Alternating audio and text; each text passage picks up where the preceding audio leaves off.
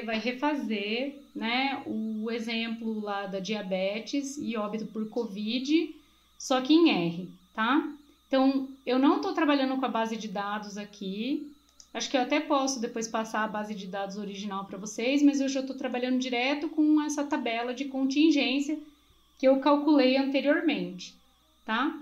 Então, aqui, ó, se eu colocar esse vetorzinho aqui dentro e transformar isso em uma matriz por linhas e com um número de colunas igual a 2 e atribuir ao tab aqui, então tab vai ser a minha tabela de contingência, tá? Eu mudei aqui o nome das colunas e das linhas, então eu coloquei call names de tab vai ser óbito igual a 0 e óbito igual a 1, e row names diabetes igual a 0 e diabetes igual a 1. Então, a gente pode rodar de novo o tab e aí ele tá desse jeitinho aqui, tá? Então, na primeira linha eu tenho diabetes igual a 0, na segunda linha diabetes igual a 1. Na primeira coluna, óbito igual a 0, na segunda coluna, óbito igual a 1, tá? Bom, como que a gente representa graficamente essa associação, né, entre óbito e diabetes? Se você fizer um mosaic plot aqui, então um gráfico de mosaico, a gente está condicionando as pessoas que têm diabetes, né? Então fica um pouquinho diferente da nossa tabela, né, que está aqui, mas eu acho que assim fica melhor para interpretar. Então assim, ó, essa primeira coluna aqui é de pessoas que não tinham diabetes.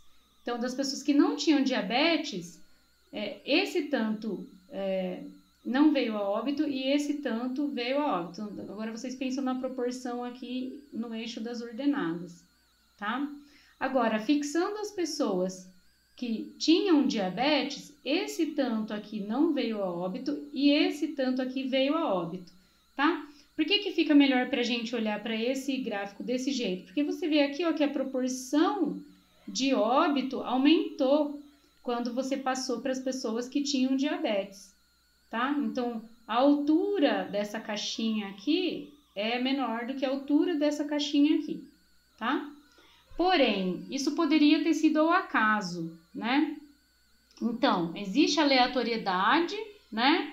Isso, por exemplo, você pegou amostras em tais dias e não pegou nos outros dias e deu alguma diferença, ou existe mesmo aleatoriedade, né? Tanto no teste de diabetes, quanto nas pessoas que estavam internadas, né? Então, assim, tudo tem aleatoriedade envolvida.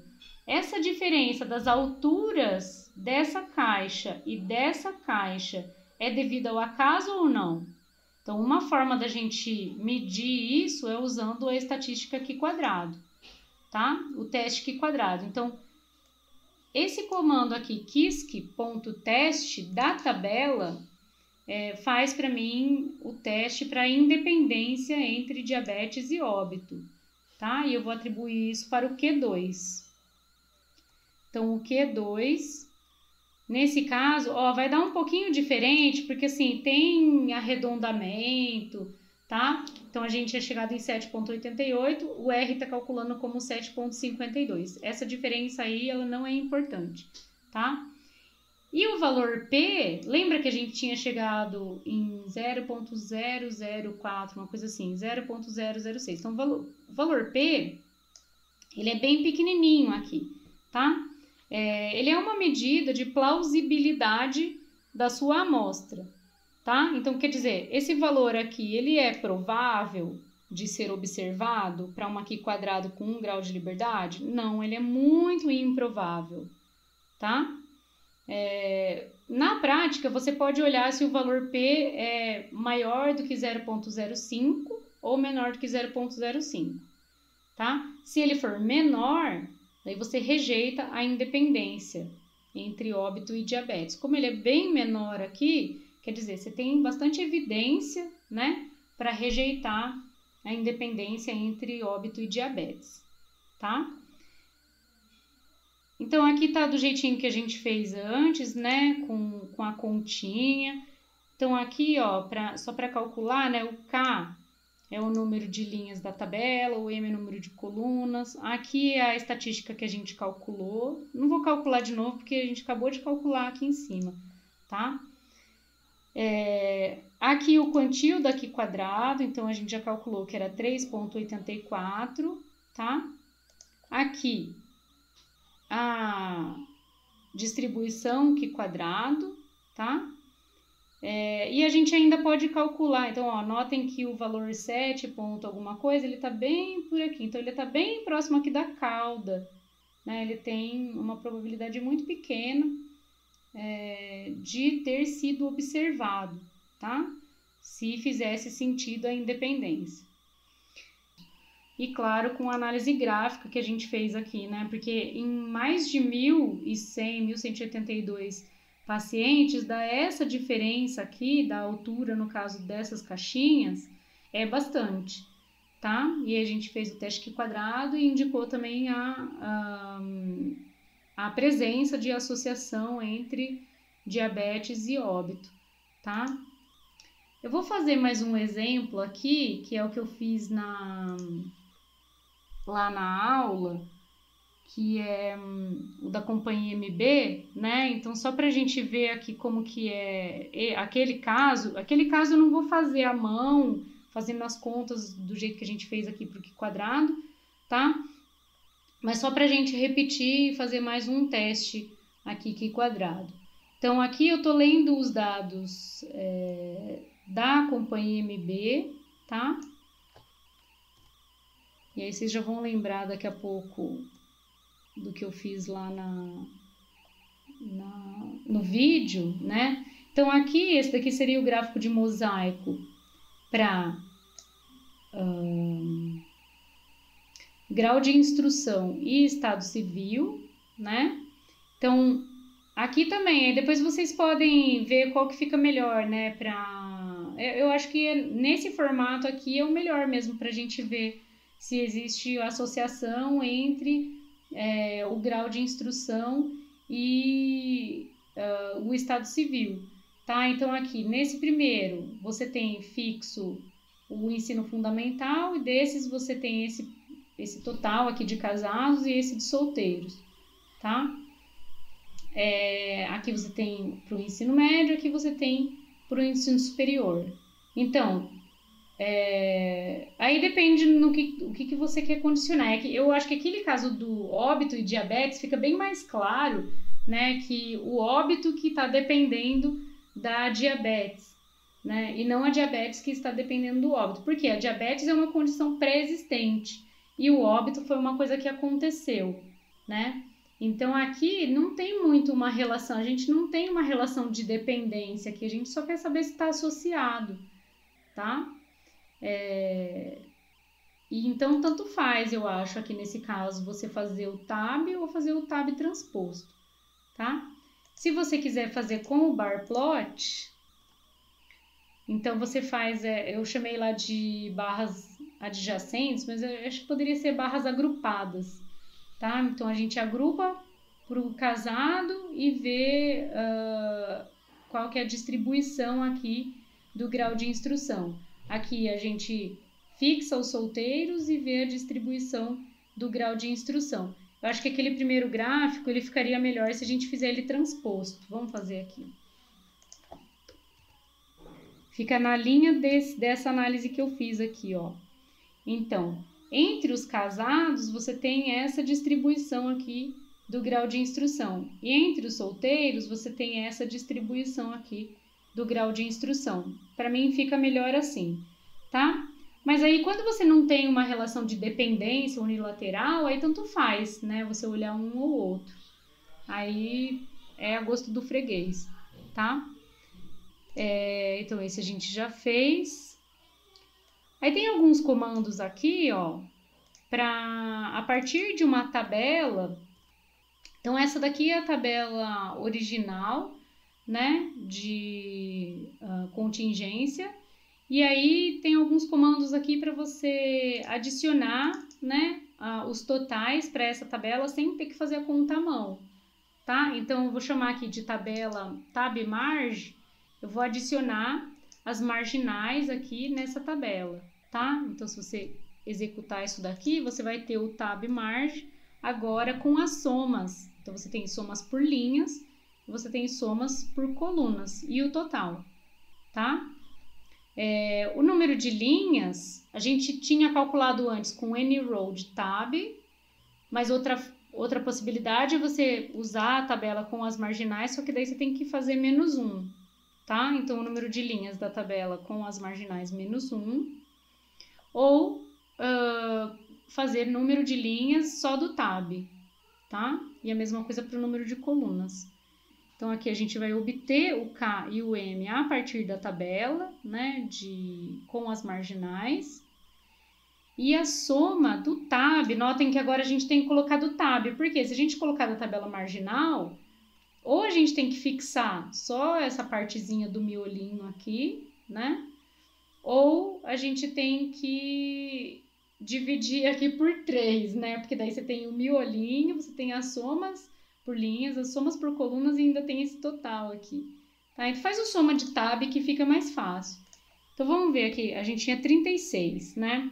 36 funcionários na companhia MB, a gente tem 3 linhas e a gente tem 2 colunas, tá?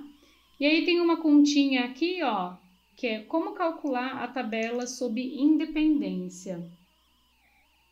Então, para tabela sob independência, o que você tem que fazer? Então, você fixa a coluna aqui como coluna 3, nesse caso. Então, o que está fazendo aqui? Ó, eu vou fazer a linha de 1 até K, né? Então, vai dar as linhas 1, 2 e 3.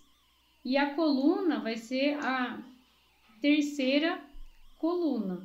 Então, o que eu estou fazendo com essa continha aqui?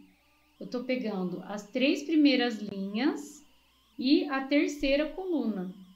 Então, vamos ver aqui, né?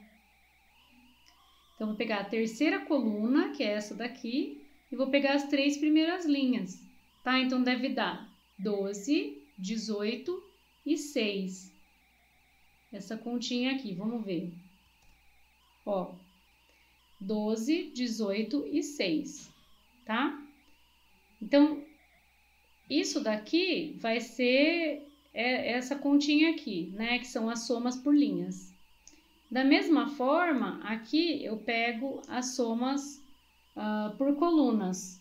A quarta linha, né? Por quê? Porque o K é 3, mais 1, 4. Então, a quarta linha e a coluna 1 e 2. Então, vai me dar 20 e 16, tá? Então, vamos rodar esse pedacinho aqui. 20 e 16, tá?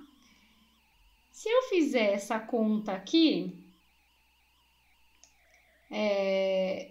no fundo, eu tô fazendo aquelas continhas que a gente fez passo a passo, tá? Por quê? Porque eu vou pegar cada elemento desse vetor e vou multiplicar por cada elemento desse vetor e vou dividir pelo total.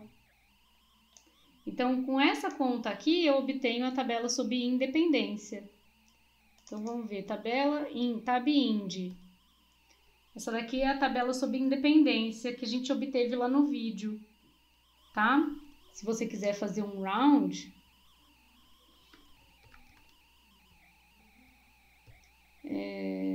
dois. Imagino que foi isso que a gente obteve lá, ou 1. Agora eu não lembro. 6.7, 5.3, 10, 8. Tá? Então, com essa continha aqui, depois vocês podem voltar em cada elemento desse para ver como que você calcula, então, essa tabela sob independência, tá? Os nomes das linhas da tabela sob independência é os mesmos nomes das linhas da tab original. E call names, né, o nome das colunas, é o mesmo nome das colunas da tabela original. Então, vamos olhar aqui, ó, a tabela original era essa. A tabela com as marginais é essa daqui. E a tabela sob independência é essa daqui, tá? Então, a gente pode fazer um gráfico aqui da tabela sobre independência, né? Um gráfico de mosaico. Só que como a gente achou melhor fazer ela transposta assim, eu achei melhor, né? Porque assim, você fixa o casado e vê a distribuição do grau de instrução. Fixa o solteiro e vê a distribuição do grau de instrução. Então, aqui, se a gente quiser fazer da tabela sob independência, ela fica dessa forma aqui, tá? E aí você pode observar aqui, né, o quanto que esse gráfico está distante desse, né? Essa distância é devida ao acaso? Sim ou não? O que muda mais aqui? Muda principalmente o ensino médio e o ensino fundamental, né? Então, entre os casados, você tem mais gente aqui no ensino médio e menos gente com só ensino fundamental, tá? E entre os solteiros, aumenta a proporção do ensino fundamental e diminui do ensino médio. Tá? Então, aí a gente quer saber, existe associação entre grau de instrução e estado civil? Aí a gente pode fazer o teste Q quadrado. Por quê? Porque essa diferença aqui, ó, ela pode ser devido ao acaso, tá? Pelas variabilidades que existem aí. Então, aqui, essa é a original e essa sob independência. O teste Q quadrado, ele vai medir o quanto que essa tabela observada aqui se distancia da independência, tá? Então, você vai fazer QISC.teste, tab.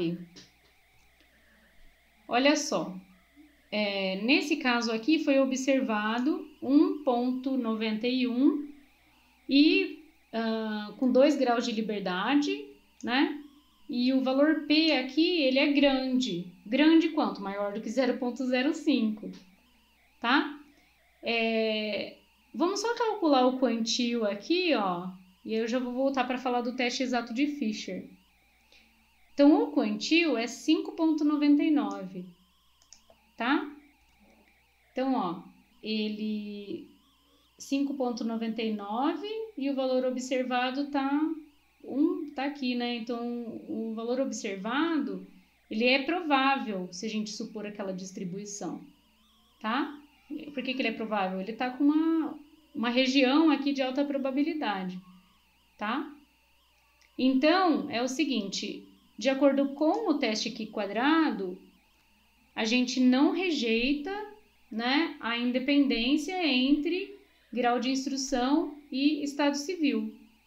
Só que tem um probleminha aqui. Essa aproximação da Q quadrado, ela pode estar incorreta aqui, por quê? Então, você vai pegar a tabela de independência, sob independência, deixa eu até fazer um round aqui para ficar mais fácil da gente ver.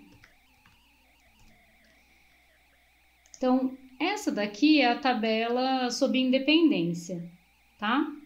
Toda vez que você tiver uma célula aqui muito pequena, geralmente menor do que 5 em valor absoluto, a aproximação do Q quadrado ela pode não ser boa, tá? Então, aqui apareceu um caso justamente que o teste Q quadrado ele não é muito adequado, tá? E a gente seguiu para fazer o exemplo didático, não, mas aí eu preciso falar para vocês que nesse caso aqui é indicado um outro teste, que é o teste exato de Fisher, que a gente não vai entrar em detalhes aqui, mas que você pode fazer com esse Fisher.teste, tá?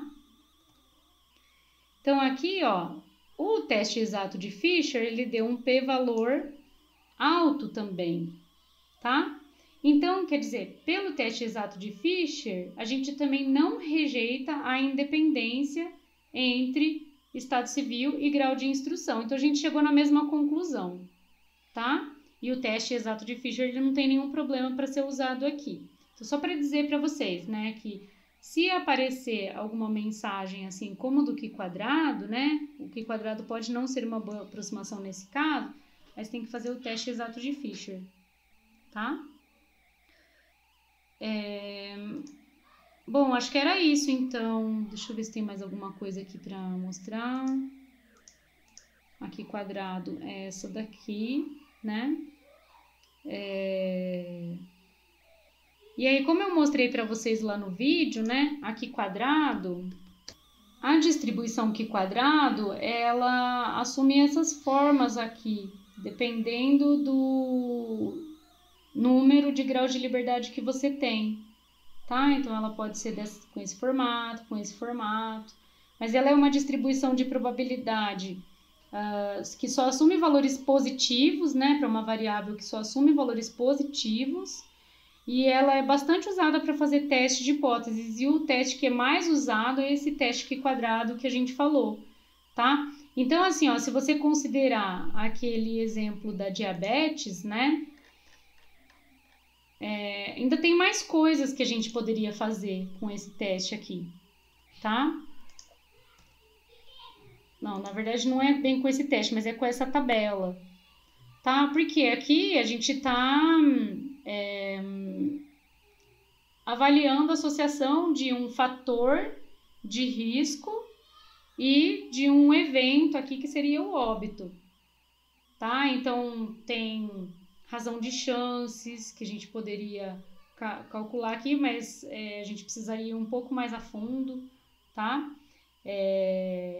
Tem o risco relativo, né? Então a gente vai ver ainda algumas dessas coisas. Mas o que é importante para vocês hoje é ver se vocês entenderam isso aqui.